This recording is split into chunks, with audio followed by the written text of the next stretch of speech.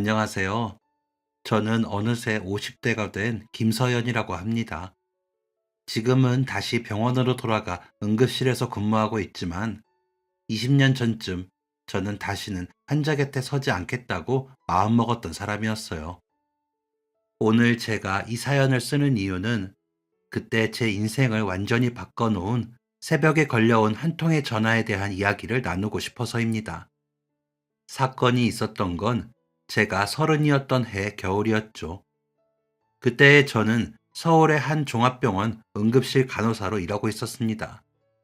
야간 근무, 응급수술, 심정지 환자, 보호자들의 울음과 원망, 그런 것들에 어느 정도 익숙해질 법한 5년 차였어요. 그러던 어느 날, 제가 담당하던 환자 한 분이 갑작스럽게 상태가 나빠지면서 결국 사망에 이르는 일이 생겼습니다. 차트를 다시 보고 기록을 보고 모니터를 돌려봐도 제가 빠뜨린 건 없었는데도 유가족은 간호사가 늦게 대응했다고 저를 지목하더군요. 병원은 처음에는 같이 해결해 나가자고 하다가 언론에 기사 한 줄이 나가고 여러 항의 전화가 오기 시작하자 태도가 조금씩 달라지더라고요. 유가족이 병원 앞에서 시위를 하면서 항의를 하겠다고 했거든요. 서현 씨, 그날 처리 과정에서 미흡한 부분이 있었던 건 인정해야 할 것 같아요. 그리고 무엇보다 병원 전체가 공격을 받지 않으려면 누군가는 책임을 져야 해요. 그 누군가가 제가 되는 건 생각보다 쉬운 일이었어요. 실제 의료 가실 여부를 떠나 구조적인 문제와 인력 부족, 과도한 업무 강도는 환경이란 이름으로 묻혔고 제 이름만 문서와 회의록에 선명하게 남았죠. 유가족은 저와 병원을 상대로 소송을 진행했고 저는 공식적인 징계를 피하는 대신 자진 사직을 선택하라는 압박을 받게 되었고요. 모든 책임을 저에게 전가하겠다는 선언 같더군요. 모두의 눈총을 견디지 못한 저는 결국 퇴사서에 서명하고 나왔습니다. 모든 짐을 싸서 응급실 뒤쪽 계단에서 서서 저는 조용히 혼잣말을 했어요. 저는 다시는 환자 안 볼 겁니다. 다시는 누구의 생명을 제 손으로 책임지는 일 안 할 거예요. 어딘가에 신이라는 존재가 있다면 내 목소리를 듣겠거니 하고 한 말이었죠. 그 말이 제 스스로를 묶는 쇠사슬이 될 줄은 그땐 몰랐습니다. 그저 모든 게 싫어져 떠나는 거라고 자기 합리화를 했던 것 같아요. 퇴사 전까지 저는 병원에 출퇴근하기 좋은 오래된 다세대 주택에 살았습니다.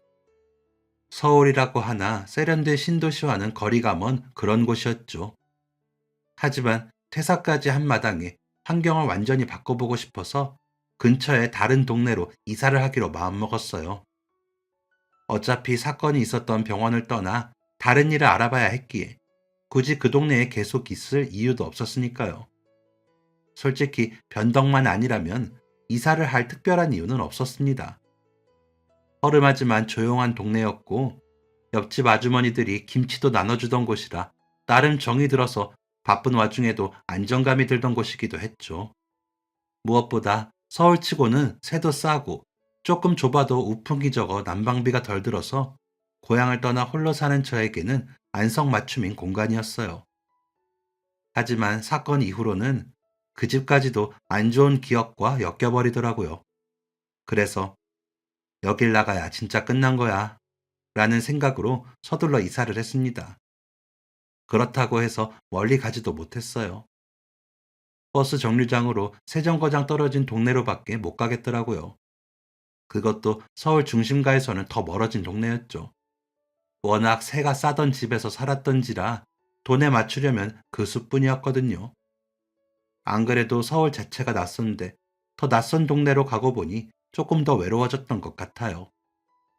그런데도 새로운 저의 미래를 꿈꾸며 어떻게든 적응하려고 했습니다.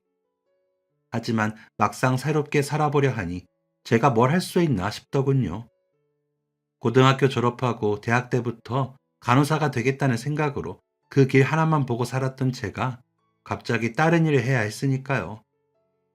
아침에 눈을 떠 멍하니 있는 시간만 길어질 뿐이었죠. 뭘 해야 할지, 뭐가 하고 싶은지 아무것도 모르겠더라고요. 이사한 지 한 달쯤 지났을 때 택배 회사에서 전화가 오더군요. 고객님, 혹시 예전에 행복빌라 201호에 사셨나요? 거기로 택배가 잘못 들어갔나 봐요. 수취인 명의가 김서연 씨인데 거기 안 사신다고 하시더라고요. 택배라는 말에 아마도 미국에 사는 동생이 보낸 물건일 거라고 짐작했어요. 교환학생으로 미국에 가 있는 동생에게 필요한 물건들을 보내면 동생이 미국에서 써보고 좋은 것들을 보내주곤 했거든요. 저는 어쩔 수 없이 집주인 아주머니께 전화해 새 세입자 연락처를 받아 그 번호로 전화를 걸었죠. 여보세요? 기운이 조금 빠진 듯한 여성의 목소리가 들리더군요. 아, 안녕하세요. 실례지만 행복빌라 201호에 사시는 분이죠? 제가 전에 그 집에 살던 사람인데요. 제 앞으로 택배가 왔다고 하던데 집주인분께 전화번호 여쭤보고 연락드렸어요. 그러자 여성은 기다렸다는 듯이 대답했어요. 네, 맞아요. 이전 세입자분 앞으로 택배가 꽤 큰 게 왔는데 연락드릴 수가 없어서 기다렸어요. 진작 집주인분께 여쭤볼 걸. 선량한 목소리에 마음이 놓이더라고요. 제가 이사한 줄 모르고 동생이 보낸 택배가 그 주소로 갔나 봐요. 제가 주말에나 근처 갈 일이 있어서 그러는데 그때 찾아가도 될까요? 아마도 상할 물건은 없을 것 같아서요. 그러자 수화기 너머로 조금 망설이는 듯한 목소리가 들렸습니다. 아, 네. 그런데 저희 집에 아이가 있어서 아이가 건드릴까 봐 걱정이 되네요. 최대한 빨리 오셔서 가져가시는 게 좋을 것 같아요. 못 오시면 제가 열심히 지켜볼게요.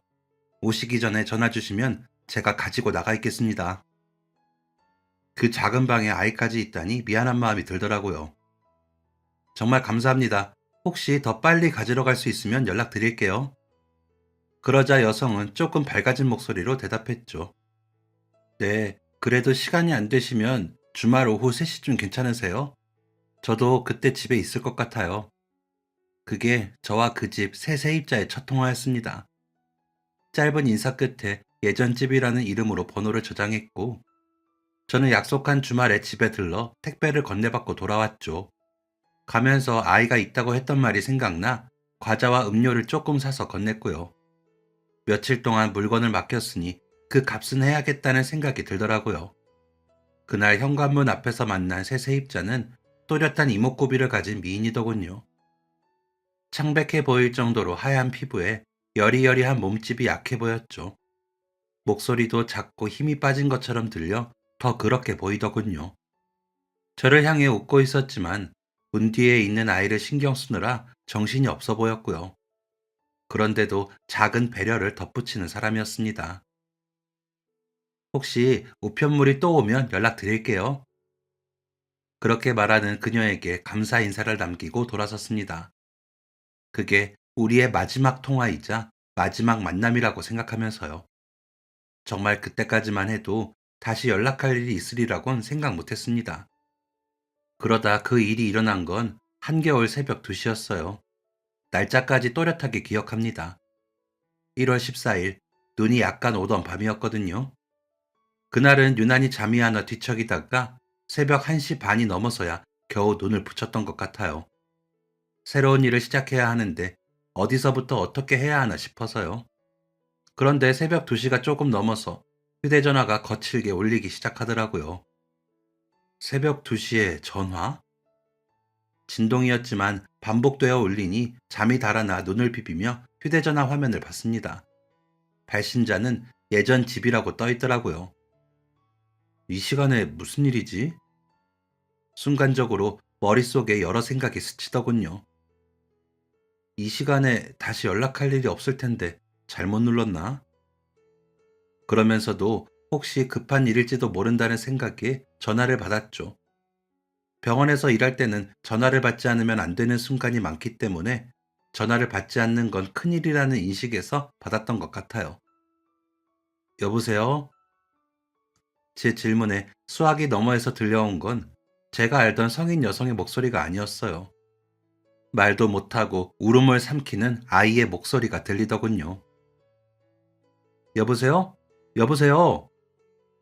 당황해서 휴대전화 화면을 다시 확인했습니다.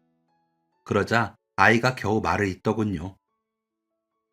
우, 우리 엄마, 우리 엄마가 안 움직여요. 화장실 가고 싶어서 일어났는데 엄마가 넘어져 있어요. 아주 어린 아이의 울음 섞인 목소리는 장난 전화일 가능성이 거의 없다는 생각이 들게 하더라고요. 하지만 제 안에서는 또 다른 목소리가 고개를 들었습니다. 내가 이 상황에 끼어드는 게 맞는 걸까? 내 환자를 지키지 못하고 밀려난 내가 이런 일에 나서야 하는 걸까? 그때 전화기 너머에서 아이가 떨리는 숨을 몰아쉬며 말하더군요. 아줌마, 우리 엄마 좀 살려주세요.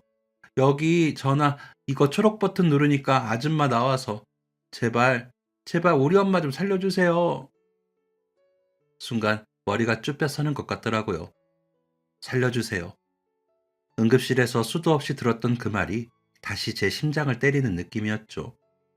상황을 정리해보면 아이가 119에 전화할 줄은 모르니까 그저 눈앞에 보이는 초록색 버튼을 누른 것이고 그 버튼이 마지막으로 통화한 전화로 재다이얼 해주는 버튼이었던 겁니다. 그게 낮에 통화한 저였던 거였고요. 그런 상황이 머릿속에 펼쳐지자 제 몸이 먼저 움직였습니다. 머릿속이 복잡하게 돌아가기 전에 입이 먼저 떨어지더라고요. 이름이 뭐야? 그러자 아이는 다시 한번 울먹이면서도 씩씩하게 대답해 주었어요. 민재, 윤민재. 최대한 아이를 안심시키기 위해 저는 아이에게 당부하기 시작했죠. 민재야, 아줌마한테 전화 잘했어. 지금 엄마 옆에서 전화 들고 있지? 아줌마가 지금 전화를 잠시 끊었다가 다시 전화할 거야. 조금만 기다려줄 수 있지? 아이는 조금 머뭇거리더니 응, 이라며 대답을 하더라고요. 저는 침대에서 벌떡 일어나 동시에 휴대전화의 긴급통화를 눌렀습니다. 제 폰에는 119가 즐겨찾기로 저장돼 있었거든요. 간호사 일을 하면서 생긴 오랜 습관이었습니다. 퇴사한 뒤에도 지우지 못했던 거죠. 119와 연결되는 동안에도 저는 옷을 챙겨 입었습니다. 119입니다. 어떤 사고이신가요? 전화가 연결되자 저는 자동으로 응급실 시절의 말투로 돌아가더라고요. 땡땡구 땡땡동 행복빌라 201호고요. 성인 여성 30대 추정, 의식 수준 저하 또는 의식 소실 가능성이 있습니다. 전화 받은 건 5살짜리 아이인데 엄마가 바닥에 쓰러져 있고 호흡이 불규칙하다고 합니다. 구급차 바로 출발시켜 주세요.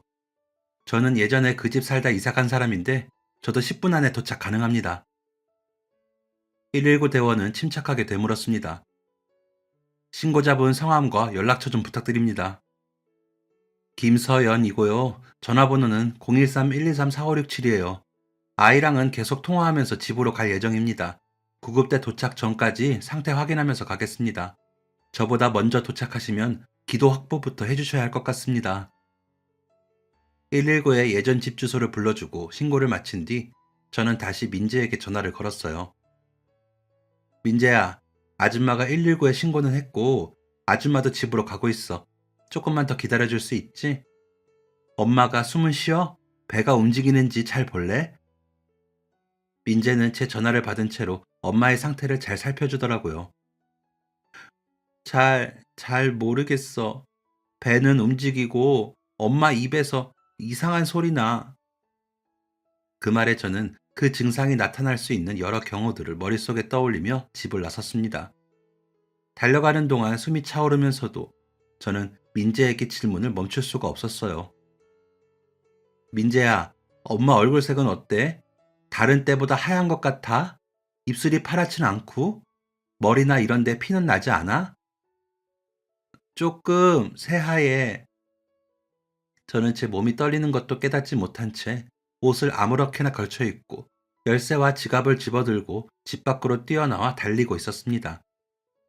집에서 예전 집까지 무슨 수를 써서라도 10분 안에 가야 한다고 생각하면서요. 한겨울 새벽 공기는 살을 애는 것처럼 차가웠고 숨이 턱까지 차오르는 걸 느끼면서도 저는 수화기를 귀에 바짝 붙인 채 뛰었습니다. 민재야, 아줌마가 지금 달려가고 있어. 혹시 집에 다른 어른은 없어? 혹시 곧 119 아저씨들이 민재네 집으로 갈 건데 119 아저씨들이 가면 문 열어줄 수 있겠어? 없어. 우리 집에는 엄마랑 나 둘이뿐이야. 근데 나 문 열 줄 알아. 아이를 달래기 위해 저는 최대한 안정된 목소리로 말하면서 계속 달렸어요. 괜찮아, 민재야. 구급대 아저씨들도 가고 있고, 나도 가고 있어. 민재가 아저씨들한테 문만 잘 열어주면 될 것 같아. 고작 5살인 아이에게 다른 걸 기대하기는 어려웠기에 최대한 빨리 가려고 했지만 이상하게 제자리 걸음을 하는 느낌이 들더군요. 그렇게 새벽길을 달리고 달려 예전 집이 있는 골목 입구에 들어섰을 때 멀리서 들려오는 사이렌 소리가 들려 더 열심히 뛰었지만 말이죠. 빨간 불빛이 어둠을 가르며 골목으로 들어가 집 앞에 서 있는 게 보였습니다. 민재는 아저씨들이 왔다며 문을 열겠다고 했고요. 집 앞에 도착한 저는 계단을 뛰어 올라가서는 숨을 고를 틈도 없이 집 안으로 뛰어 들어갔습니다. 구급대원들은 민재의 엄마를 들것에 실어 밖으로 나가는 중이었어요.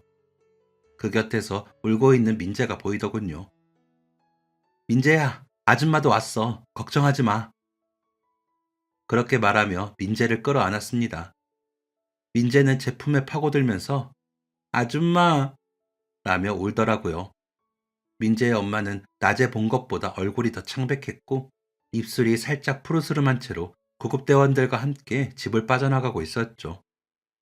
엄마가 빠져나가자 민재는 엄마를 부르며 울었습니다. 저는 그런 민재를 데리고 계단을 내려가 구급차에 올랐고요. 구급대원이 바로 장비를 꺼내려는 순간 제 입에서 먼저 말이 나오더군요. 기도 확보 먼저 해주세요. 호흡 패턴부터 확인은 제가 할게요. 제 말에 구급대원은 민재 엄마의 머리를 살짝 뒤로 젖힌 뒤 턱을 들어 올렸습니다. 민재 엄마는 숨이 아주 약하게 끊어질 듯 이어지고 있었고 기도가 완전히 막히지는 않은 상태로 의식은 거의 소실된 상태로 보였어요. 빠르게 맥박을 짚고 동공 반응을 확인하고 복부와 흉부 움직임을 보면서 저는 어느새 응급실 간호사 김서연으로 다시 돌아와 있는 것 같더라고요. 구급대원이 산소 마스크를 씌우고 혈압과 심전도를 체크하는 사이 저는 아이를 끌어안고 달래며 응급실에 도착하기를 기다렸습니다. 민재야, 엄마 지금 숨을 아까보다 더 잘 쉬고 있어. 아줌마랑 구급대 아저씨들이 도와줄 거야. 그러니까 조금만 더 기다려보자. 엄마가 민재를 부르실 수 있어. 민재는 제 말에도 진정이 잘 안 되는지 울먹이며 묻더군요. 우리 엄마 죽는 거 아니야? 온몸을 떨며 묻는 민재를 저는 더 세게 끌어안았습니다. 아니야, 엄마 안 죽어. 우리가 열심히 도와주면 엄마 다시 눈뜰 수 있어. 민재가 씩씩하게 아줌마한테도 전화도 하고 상태도 알려줘서 도움이 많이 됐거든. 그 말은 민재에게 한 말이면서 동시에 제 자신에게 하는 말 같았죠. 넌 실패하지 않았어. 넌 또 한 번 할 수 있어. 이번엔 살릴 수 있어. 구급대원 2명이 들것을 펼치고 1명이 상태를 기록하는 동안 저는 자연스럽게 그들의 동선을 도우면서 심장이 두근거리더라고요. 마치 퇴사서에 서명하기 전날까지 제가 하던 일이 다시 눈앞에 펼쳐지는 것처럼요. 아마 그 순간 제 얼굴에는 눈물이 맺혀 있었던 것 같아요. 그 눈물이 민재와 민재 엄마를 위한 것인지, 이전 병원에 두고 온 제 환자를 위한 것인지, 아니면 나 자신을 위한 것인지 구분이 되지 않았지만요. 민재를 혼자 둘 수 없다는 생각에 아이와 함께 구급차에 동승하겠다고 했는데 오히려 제가 아이에게 의지하고 있는 것 같다는 느낌이 들었습니다. 119 대원도 보호자가 없으니 동승을 허락했지만 방해가 되면 안 되니 아이를 엄마에게 가지 못하게 하려고 안고 있었는데 정작 제가 더 안심이 되더군요. 아주 작은 아이의 몸이 저에게 따뜻함을 주는 것 같았어요. 구급차 안에서 민재 엄마의 상태를 지켜보며 민재의 손을 꼭 쥐고 있는데 아이 손은 작고 뜨겁고 떨렸는데 이상하게도 그 온기가 제 마음을 붙들어주는 것 같았습니다. 하지만 민재는 그러진 못했는지 다시 묻더군요. 아줌마, 엄마 죽으면 어떻게 해? 나 혼자야? 우린 정말 둘뿐인데. 어린 아이의 얼굴에 어울리지 않는 표정으로 묻는 민재에게 저는 절망적인 이야기를 하고 싶지 않더라고요. 그래서 그 상황에서 지을 수 있는 가장 밝은 얼굴로 민재를 바라보았죠. 아니야, 엄마도 끝까지 싸우고 있고, 우리도 도와주고 있어. 무엇보다 민재가 씩씩하게 엄마 곁에서 있어줘서 엄마가 힘을 내고 계실 거야. 그러니까 우리 기다려보자. 민재는 제 말에 고개를 끄덕이더니 다시 물었습니다. 그런데 왜 아줌마한테 전화가 간 거야? 나는 아무거나 그냥 눌렀는데 아줌마랑 우리 엄마랑 친구야? 아까 낮에도 그래서 우리 집에 온 거야? 아직 5살 아이에게 어떻게 설명해야 할지 고민스럽더군요. 아이에게는 다소 어려운 이야기일 수도 있었으니까요. 그럼에도 이야기를 해줘야 할 것 같아서 천천히 말을 이었습니다. 민재야, 아마도 아줌마가 택배 때문에 엄마랑 통화를 했거든. 그런데 그 이후에 엄마가 다른 전화를 하지 않으셨나 봐. 그래서 민재가 엄마 전화해서 통화 버튼을 누르니까 그게 아줌마한테 연결이 된 거야. 민재가 너무 씩씩하게 잘한 거지. 아줌마한테 상황도 잘 설명해줬고 너무 용감하고 대단한 일을 한 거야. 제 말에 아이의 눈이 조금 동그래지더군요. 내가 용감했어? 그렇게 말하는 아이의 머리를 쓰다듬으며 대답했어요. 응, 민재가 좀 도와주세요 하고 아줌마한테 전화를 해서 이렇게 구급차도 부를 수 있었잖아. 민재가 아줌마한테 똑바로 설명 못했으면 아줌마가 그냥 전화를 끊었을 수도 있었지. 그런데 민재가 엄마가 쓰러진 거 알려줬으니까 아주 용감했던 거지. 무서웠을 텐데. 아이는 제 말을 제대로 이해한 건지 호흡기를 꽂고 누워있는 엄마를 바라보더군요. 저도 아이를 따라 누워있는 민재 엄마를 바라봤습니다. 우편이 오면 또 연락드릴게요. 배시시 웃으며 말하던 그녀의 배려가 이렇게까지 이어질 줄 누가 알았을까요? 단지 택배만 주고받은 사이였던 우리가 함께 구급차에 오를 거라는 것은 상상도 못했던 일이었지만 저희에게 일어나고 있는 일이었습니다. 몇 분 뒤 구급차가 멈추었고 문이 열리더군요. 병원에 도착한 것이었죠. 구급대원들을 따라 내려 아이의 손을 잡고 응급실로 들어갈 때 저는 알 수 없는 감정에 휩싸였습니다. 오랜만에 다시 서보는 응급실 입구를 보는데 심장이 뛰더라고요. 병원을 그만둔 지 3달여 만에 서본 그 자리에서 숨이 막히지 않고 오히려 깊게 쉬어지는 느낌이 들면서요. 수술복과 하얀 가운, 환자들의 신음, 스트레처 끌리는 소리, 귀에 익은 모든 것들이 씁쓸한 기억과 함께 밀려왔지만 말이죠. 겨우 침착함을 유지하며 아이 손을 잡고 들어가니 간호사가 저를 보며 물었습니다. 보호자분이세요? 항상 제가 묻던 말이었는데 제가 들으니 낯설더라고요. 그리고는 구급대가 했을 말이었지만 습관처럼 환자 상태에 대해 전달을 했습니다. 아니요, 아이랑 같이 있던 사람이라 환자 상태 전달을 좀 도와드리려고요. 환자 이름은 윤지은, 30대 초반 정도로 추정되고요. 의식 소실 상태에서 발견, 호흡 약했고 맥박은 유지, 혈압은 구급대에서 측정했을 때 제가 환자의 상태를 침착하게 설명하는 모습을 보고 간호사의 표정이 순간 바뀌더군요. 혹시 의료 쪽 근무하셨어요? 그 질문에 선뜻 대답이 나오진 않았어요. 예전에 응급실에 있었어요. 지금은 아니지만. 다른 병원 응급실이긴 하지만 혹시라도 예전 사건을 아는 사람이 있을까봐 저는 끝까지 제가 일하던 병원 이름을 숨기고 싶었습니다. 간호사도 고개를 끄덕이며 더 이상 묻지 않아 주어서 고마울 정도였죠. 그러다 보호자 연락처를 아이 대신 적으면서 제 이름도 옆에 함께 쓰는데 혹시나 제 이름을 알아보진 않을까 걱정이 되더군요. 아이에게 물어보고 민재 엄마의 이름과 제 이름을 하얀 용지에 나란히 적으면서 그런 복잡한 생각에 마음이 울렁거려 잠시 멈췄습니다. 죽어가는 환자를 구하지 못했던 제 이름과 살기 위해 적어야 하는 이름을 같은 종이에 쓰는 것이 과연 옳은 일인가 싶은 마음이 들었거든요. 하지만 지체할 수 없는 상황이었습니다. 민재를 위해서라도 민재 엄마는 다시 일어서야 하니까요. 의료진들은 민재 엄마를 살리기 위해 빠르게 움직이셨습니다.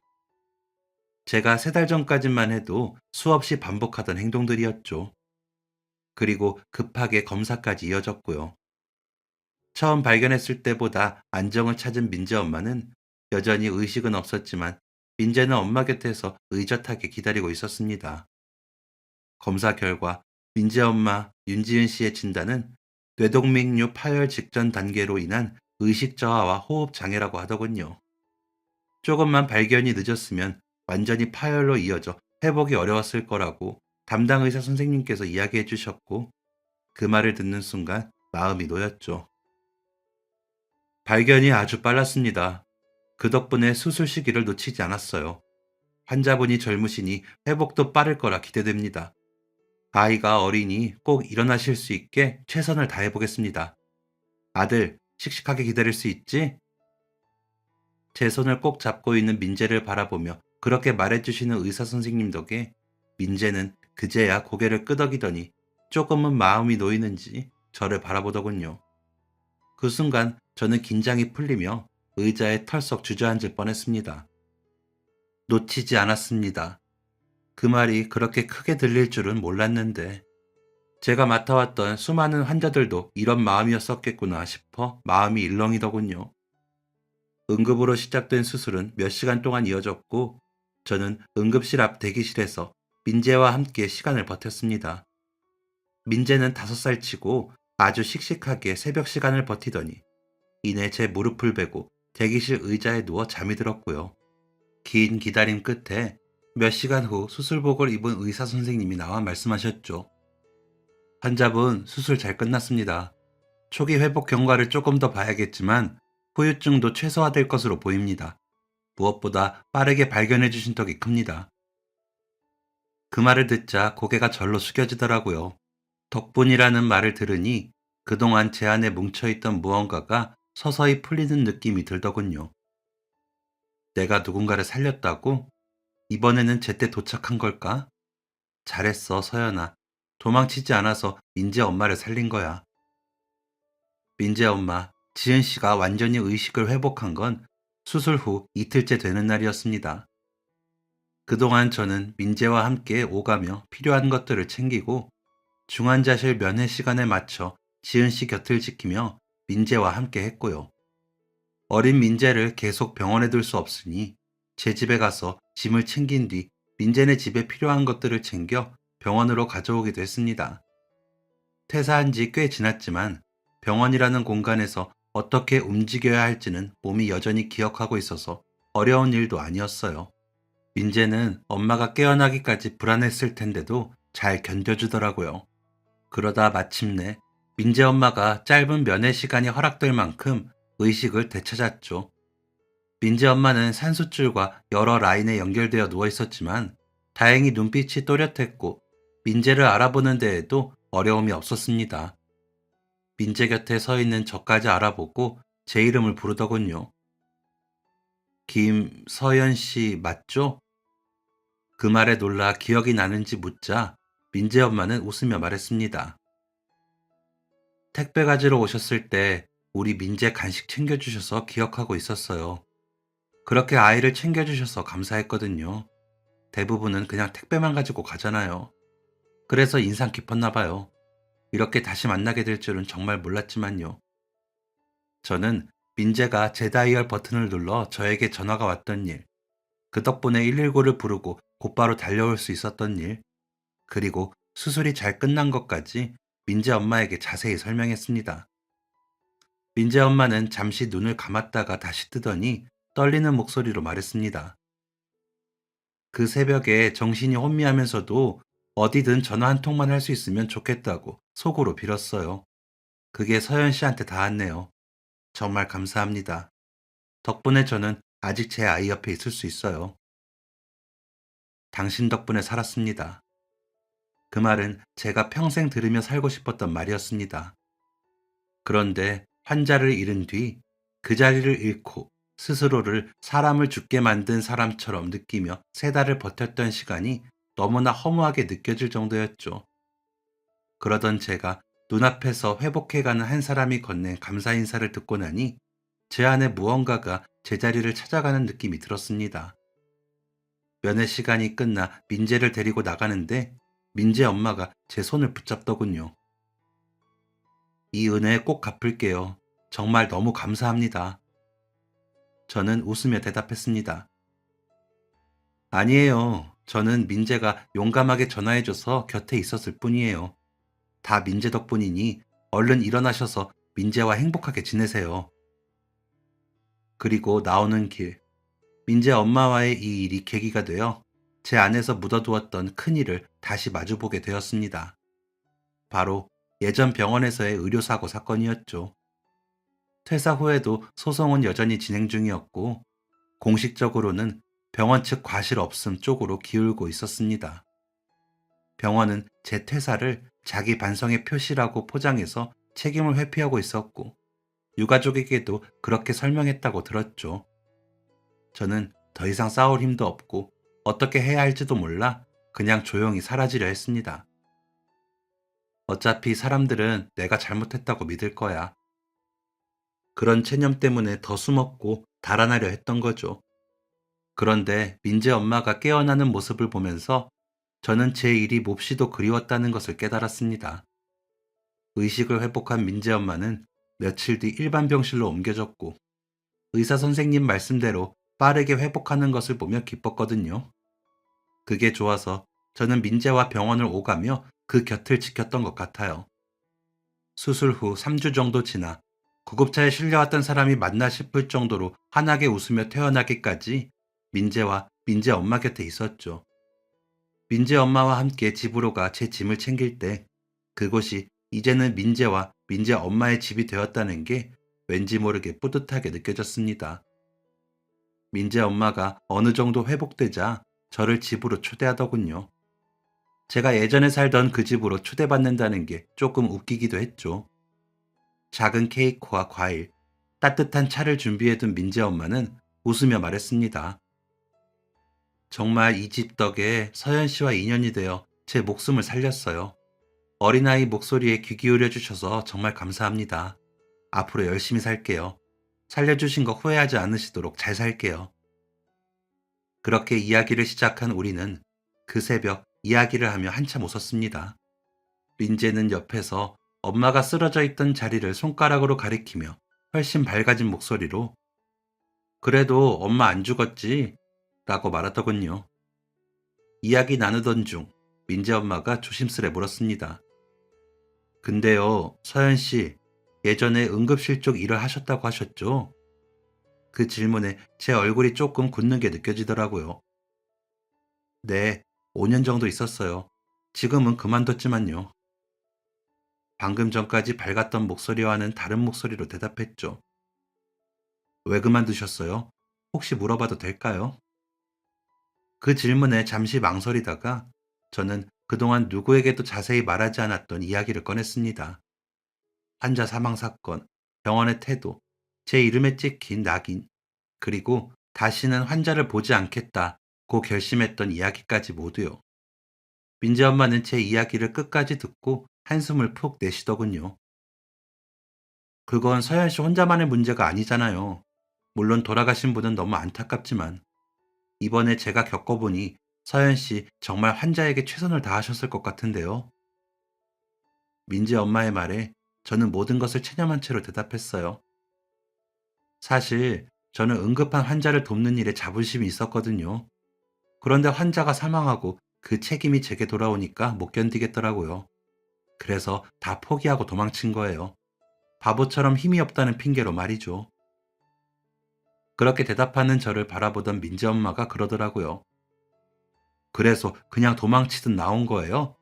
그렇게 도망치고는 끝인가요? 그 한마디에 심장이 쿵 하고 내려앉는 것 같았습니다. 도망치듯 이라는 그 표현이 가슴 깊이 파고들더군요. 저는 다른 말을 찾지 못한 채 고개를 끄덕였습니다. 그러자 민재 엄마가 단호한 목소리로 말했어요. 서연 씨, 그 사건 끝까지 싸워볼 생각은 없어요? 민재 엄마의 말에 저는 고개를 저으며 답했습니다. 제가 혼자서요? 변호사도 제대로 못 구했고 병원이랑 저랑 싸우면 누가 제 말을 믿어줄까요? 유가족들도 저를 지목하고 있다는 생각에 자신이 없어요. 그러자 민재 엄마는 제 손을 잡고 말하더라고요. 이제 믿어줄 사람 있잖아요. 적어도 한 사람. 저요. 새벽 2시에 본인과 아무 상관도 없는 집에 뛰어와서 제 아이를 돌보고 구급대랑 함께 저를 위해 싸우던 사람을요. 그런 사람이 대충 환자 봤을 거다라고는 상상도 못하겠어요. 그 말을 듣는 순간 눈가가 뜨거워지는 게 느껴졌죠. 민재 엄마는 그런 제 표정을 바라보다가 잠시 생각한 뒤 말하더군요. 제 친구 중에 의료소송 많이 맡는 변호사가 있어요. 어릴 때 같은 동네에서 자란 친구거든요. 그 친구에게 이야기 한번 해볼래요? 생각지 못했던 말에 저는 잠이 확 깨는 듯 했습니다. 의료소송 변호사요? 제가 놀라자 민재 엄마는 다시 설명해 주더라고요. 네, 서현 씨가 원하신다면 제가 같이 가드릴게요. 증인은 못 되더라도 최소한 이 사람이 어떤 사람인지 옆에서 말은 해줄 수 있으니까요. 그 제안은 제가 그동안 어느 누구에게도 받아본 적 없는 편을 들어주는 제안이었습니다. 5년이나 근무했던 병원은 저를 조용히 치워야 하는 문제처럼 다뤘고 주변 사람들도 조심스러워하며 깊게 관여하길 꺼렸으니까요. 그런데 저를 잘 알지도 못하는 민재 엄마가 당신은 싸워볼 만한 사람이다 라며 제 편이 되어주겠다고 하니 그 말이 믿기지 않을 만큼 감동적이더라고요. 그날 이후 우리는 함께 변호사를 찾아갔고 사건 기록과 차트를 다시 분석했습니다. 그리고 그 과정에서 병원 측이 숨기려 했던 인력 부족, 장비 문제, 시스템 오류가 드러났고요. 몇 년에 걸친 싸움 끝에 법원은 병원 측의 구조적 과실을 일부 인정했고 저에 대해서는 직접적 과실 없음을 명시해 주었습니다. 그 판결문을 받아들고 집으로 돌아오는 길, 저는 조용히 하늘을 올려다보았죠. 나 정말 그렇게 나쁜 간호사는 아니었던 거지? 제 인생을 짓누르던 가장 큰 무게가 서서히 내려가는 느낌이 들더군요. 그 과정 내내 민재 엄마는 제 곁을 지켜주었습니다. 제가 다시 약해지려 하면 옆에서 힘을 보태며 응원해주기도 했고요.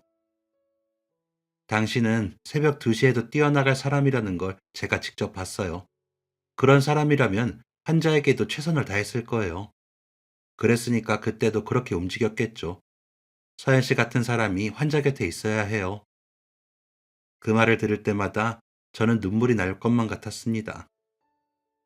민재 엄마, 나 울면 안 되는데 너무 고마워서 눈물이 나려고 해요. 그러면 민재 엄마는 웃으며 말하곤 했죠. 울어요. 그동안 모든 것. 이제부터는 참지 말고 다 울어요. 잘못한 사람이 아니니까 울어도 돼요. 그리고 좋아하는 일은 절대 포기하지 말아요. 그 말이 제가 앞서 말했던 인생의 큰 일이 해결된 순간이었습니다. 그리고 그 출발점은 바로 그 새벽에 울리던 전화 한 통이었죠. 시간은 흘러 그 새벽 사건으로부터 어느덧 20해가 지났습니다. 저는 다시 병원으로 돌아와 다른 병원 응급실에서 간호사로 일하고 있고요. 다시 병원에 돌아갔을 때 처음에는 손이 떨리고 심정지 알람 소리만 들어도 숨이 막히는 것 같을 정도로 이겨내는 시간이 필요하더군요. 하지만 저는 스스로에게 말했습니다. 그 새벽에 했던 것처럼만 하면 된다. 그 말을 믿으며 한순간 한순간을 버텨내려고요. 그러는 동안 좋은 사람을 만나 결혼도 하고 딸을 하나 낳았습니다. 그 모든 순간을 민재와 민재 엄마가 함께 축복해 주었어요. 5살 꼬마였던 민재는 이제 25살의 건장한 청년이 되어 곧 군입대를 앞두고 있습니다. 민재 엄마와 저는 이제 서로를 그냥 언니 동생이라고 부를 만큼 아주 가까운 사이가 되었고요. 혈연은 아니지만 그 새벽 이후 우리 셋은 사실상 가족처럼 지내고 있어요. 제가 바쁠 때 민재 엄마가 저희 딸을 봐주기도 하면서요. 저와 남편 둘 다 야간 근무가 잡혀 아이를 맡길 곳이 없을 때 지은 씨의 존재가 얼마나 든든한지 모릅니다. 시댁과 친정은 멀리 지방에 있고 미국 교환학생을 다녀온 제 동생은 호주로 다시 유학을 떠나 가까운 곳에 친척이 없는 상황이거든요. 그래서 민재 엄마와 민재의 따뜻함이 더 귀하게 느껴지더라고요. 얼마 전 제 생일에는 민재가 직접 썼다며 카드를 건네더군요.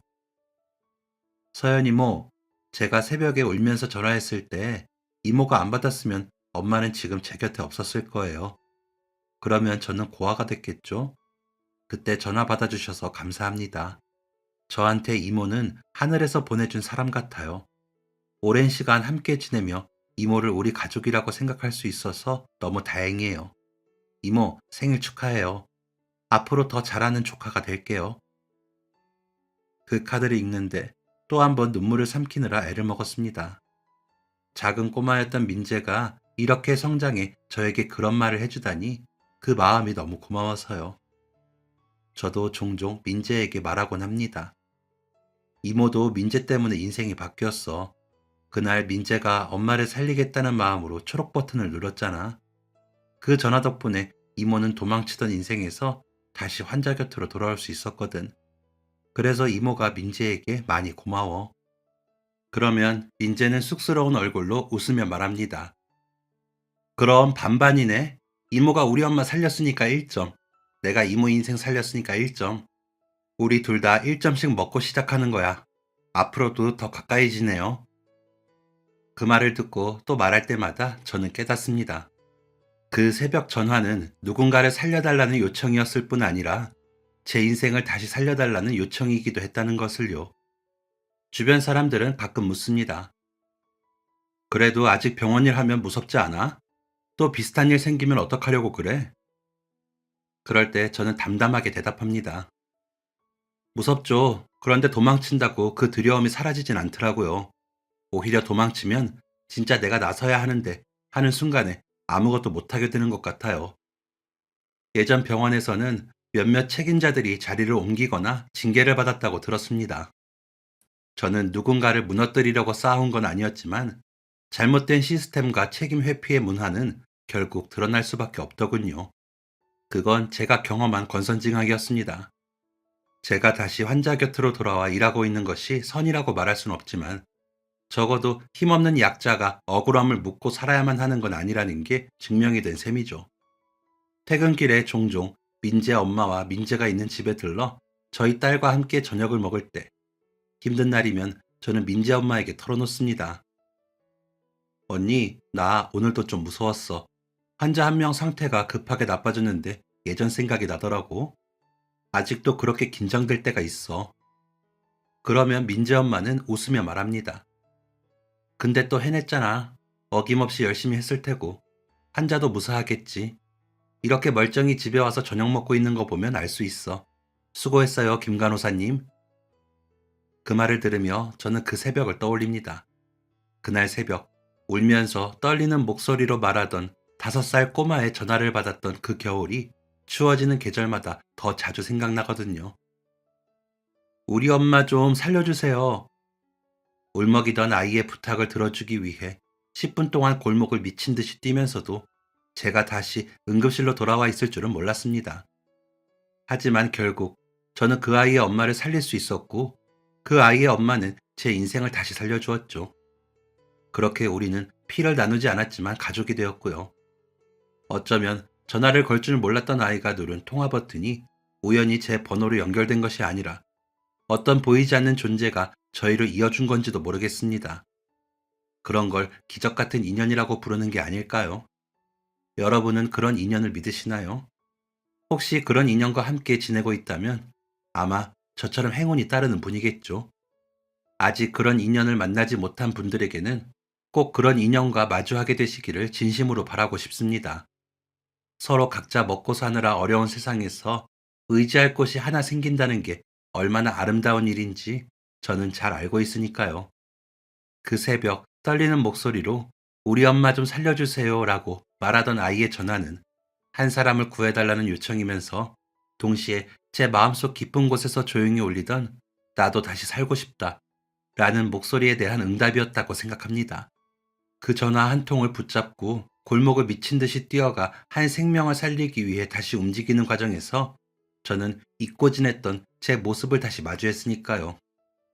누군가의 가장 절박한 순간에 손을 내밀 수 있는 사람, 그런 사람으로 살고 싶어서 처음 간호사가 되었던 제 마음 말이죠.